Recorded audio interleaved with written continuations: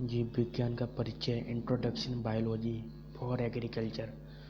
देखिए ये भी देखिए इम्पोर्टेंट सीरीज करने जा रहा हूँ। देखिए ये सब पूछे गए इम्पोर्टेंट क्वेश्चन है ये तब बायोलॉजी का। देखिए उपापचय क्या है, नंबर 1 क्वेश्चन। देखिए बहुत ही इम्पोर्टेंट क्वेश्चन है ये। उपापचय तथा अपचयी क्रियाओं से आप क्या समझते हैं। देखिए इसका उत्तर है, देखिए सजीवों के शरीर में ऊर्जा को ग्रहण कर उसका उपयोग करने की क्षमता होती है, जिसे उपापचय कहते हैं। कोशिका में विभिन्न जैव रासायनिक अभिक्रियाओं को सुचारू रूप से चलाने के लिए ऊर्जा की आवश्यकता होती है। शरीर में होने वाली समस्त जैविक क्रियाओं को सामूहिक रूप से उपापचय कहते हैं। दूसरों शब्दों में देखिए किसी जीवधारी के शरीर में अथवा किसी जीवधारियों एवं उसके बाह्य वातावरण के मध्य पदार्थों तथा ऊर्जा के आदान प्रदान को ही उपापचय कहते हैं। ठीक, देखिए जीवधारियों के शरीर में होने वाले उपापचयी क्रियाएं, देखिए ये मुख्यतः 2 प्रकार की होती हैं, अपचयी क्रियाएं, उपचयी क्रियाएं। ठीक, उपचयी क्रियाएं, देखिए उपचयी क्रियाएं को संश्लेषणात्मक क्रियाएं भी होती कहते हैं। देखिए क्योंकि उपचयी क्रियाओं के द्वारा सरल अणुओं से जटिल अणुओं अथवा जटिल पदार्थों का निर्माण होता है। अपचयी क्रियाओं के द्वारा मुक्त ऊर्जा का संचय विभव ऊर्जा के रूप में किया जाता है। प्रकाश संश्लेषण की क्रिया के अंतर्गत पर्णरहीम तथा सूर्य के प्रकाश की उपस्थिति में CO2 कार्बन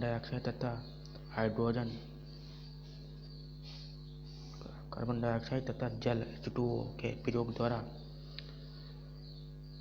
कार्बोहाइड्रेट का निर्माण होना अपचयी क्रिया का एक उदाहरण है। देखिए जैसे कि ये उदाहरण है सूर्य का प्रकाश, पर्णरहीम।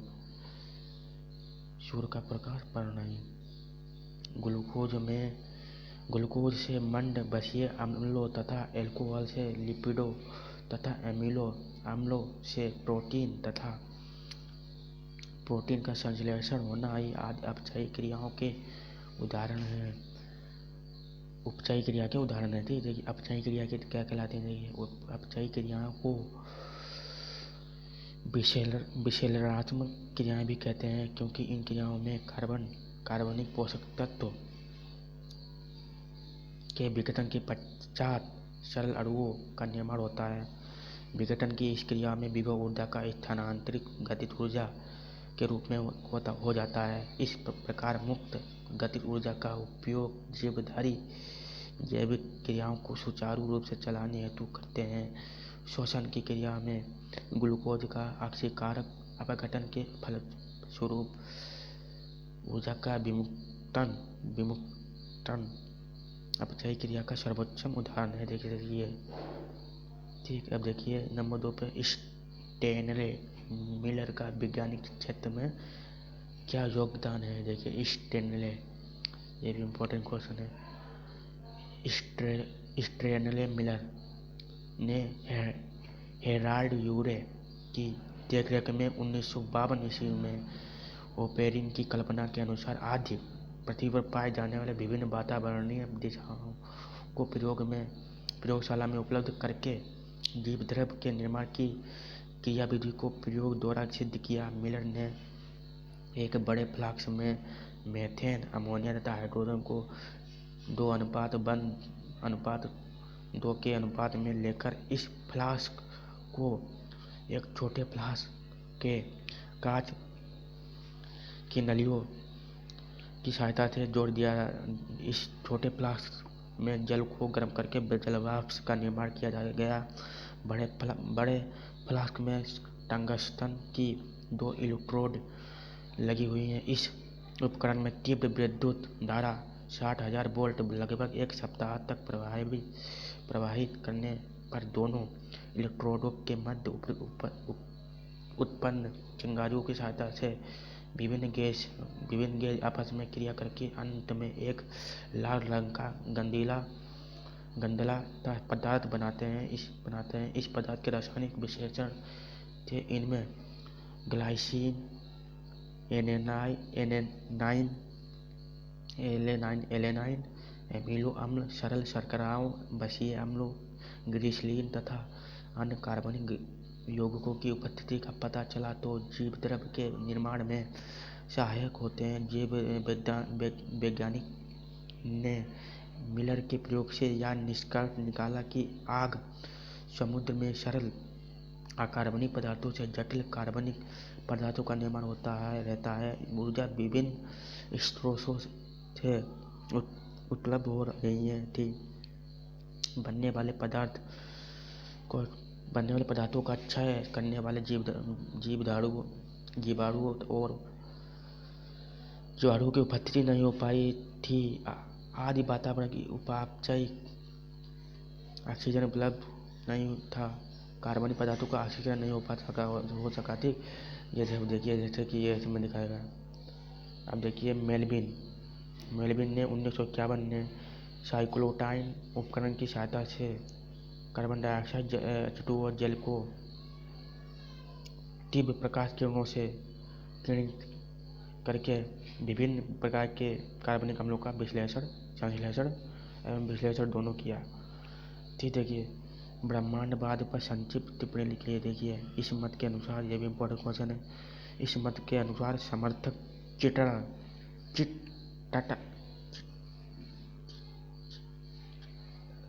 चटर प्रेयर 1865 ईस्वी से, प्रेयर ने 1880 ईस्वी में, हेल्महाल्ट्ज 1884 ईस्वी में, आर्हेनियस 1908 ईस्वी, होइल 1950 तथा बोंडी 1952 थे। ठीक, रिचटर के अनुसार ब्रह्मांड के किसी अज्ञात स्थान से जीव द्रव अंतरिक्ष गर्द के साथ सरल जीवों के जीवाणु के रूप में पृथ्वी पर आया था।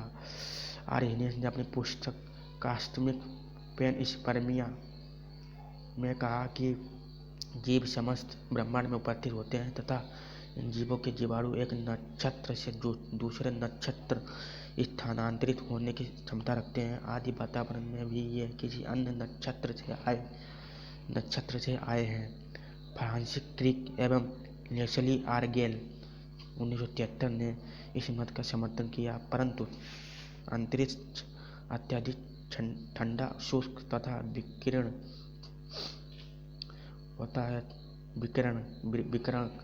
होता है, इसलिए इसमें से गुजरते समय किसी भी जीव अथवा उसके जीवाणु के जीवित रहने की संभावना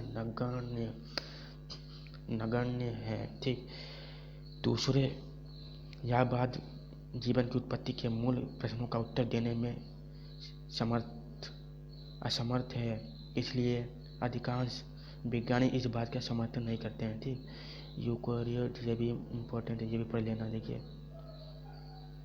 अब कोशिका भित्ति पर संक्षिप्त वर्णन कीजिए। देखिए पादप कोशिकाओं के चारों ओर एक दृढ़ आवरण होता है, जिससे इसे कोशिका भित्ति कहते हैं। यह सामान्य रूप से सेलुलोज से बनी होती है। जंतुओं में कोशिका भित्ति का अभाव होता है। कुछ जंतुओं जैसे पैरामीशियम तथा यूग्लिना की कोशिका के चारों ओर प्रोटीन की एक परत होती है, इसे तंतुक कहते हैं। पादप कोशिका की कोशिका भित्ति को निम्नलिखित भागों में बांटा जा सकता है। देखिए नंबर 1 हो गया प्राथमिक कोशिका भित्ति, नंबर 2 पे हो गया द्वितीयक कोशिका भित्ति, नंबर 3 पे हो गया तृतीयक कोशिका भित्ति, नंबर 4 पे हो गया मध्य पटलिका कोशिका भित्ति। ठीक, प्राथमिक भित्ति देखिए यह सेलुलोज से बनी माइक्रोफाइब्रिल से बनी होती है। परिपक्वता के साथ ये माइक्रोफाइब्रिल लंबाई में व्यवस्थित हो जाते हैं। परिपक्व कोशिका में इसके भीतर की ओर द्वितीय भित्ति बन जाती है। यह बहुत पतली होती है। देखिए जैसे कि ये द्वितीय की भित्ति, देखिए यह प्राथमिक भित्ति पर अन्य पदार्थों सेलुलोज, पेप्टिन, लिग्निन आदि के निक्षेपण से बनती है। यह बहुत मोटी होती है। इसमें सामान्यतः 3 परत होती हैं, बाह्य परत, मध्य परत तथा अंतः परत। तृतीयक भित्ति या द्वितीयक भित्ति के भीतर की ओर बनती है तथा कोशिकाओं में यह भित्ति नहीं मिलती है। यह निष्क्रिय पदार्थों के निक्षेपण से बनती है। मध्य पटलिका या 2 कोशिकाओं से मध्य सीमेंट का कार्य करती है। यह कैल्शियम तथा मैग्नीशियम पेप्टेट की बनती है। सांद्र अम्ल में यह घुल जाती है जिससे कोशिकाएं पृथक हो जाते हैं। ठीक, जीव द्रव के भौतिक गुण बताइए। Important, most very very important question. जीव द्रव एक रंगीन अर्ध पारदर्शक जीव द्रव एक रंगीन अर्ध पारदर्शक अर्ध तरल जेली के समान पदार्थ है। नंबर 2 पे इसमें बहुत सी छोटी छोटी कणिकाएं, बूंदें, रिक्तिकाएं तथा विभिन्न आकार की रचनाएं पाई जाती हैं। ये देखिए, यह बाह्य उद्दीपनों के प्रति संवेदनशील होता है। उद्दीप के जीव द्रव सिकुड़ने लगता है, परंतु उद्दीपक को हटाते ही वह फिर से फैलने लगता है। नंबर 4 पर देखिए, जीव द्रव वास्तविक विलयन, निलंबन तथा जटिल क्लोराइडी विलयन का गुण रखता है। ठीक, ये जैसे कि ए बी दिखा गया है, डायग्राम ए बी सी और डी में देखिए। नंबर 5 पे जीव द्रव के क्लोराइडी गुण के कारण इसमें लचीलापन तथा सुगठिता, संकुचन तथा प्रसरण के गुण होते हैं। नंबर 6 पर देखिए, जीव द्रव साल एवं जेल दो अवस्थाओं में पाया जाता है। ये दोनों एक दूसरे से बदलते रहते हैं। ठीक, नंबर 7 पर देखिए, साल के अंदर निलंबन कण एक दूसरे से टकराकर इधर उधर घूमते रहते हैं। इस कणों की गति का ब्राउनी गति कहते हैं। ठीक, पत्तियों का कार्य लिखिए, यह भी इम्पोर्टेंट है। प्रकाश संश्लेषण देखिए, प्रकाश संश्लेषण की प्रक्रिया द्वारा हरित लवक तथा सूर्य के प्रकाश की उपस्थिति में जल तथा कार्बन डाइऑक्साइड के उपयोग